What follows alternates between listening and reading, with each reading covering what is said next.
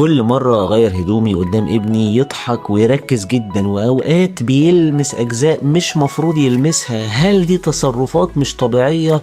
سلوك الطفل ده مش دايما معناه حاجة غلط أو حاجة جنسية. الطفل بطبعه فضولي وبيبقى لسه بيكتشف جسمه وجسم غيره. والتفسير العلمي لده إن بداية الإدراك الجسدي بتبدأ من سن 2 ل3 سنين، وده بيخلي الطفل يلاحظ التغيرات أو الفروقات، وبرضه ده طبيعي في السن ده. لكن لو الطفل مهووس بالحاجات دي أو عنده سلوكيات جنسية صريحة متكررة، لازم نعرف اتعرض لإيه، بيتفرج على إيه، وبيقلد مين.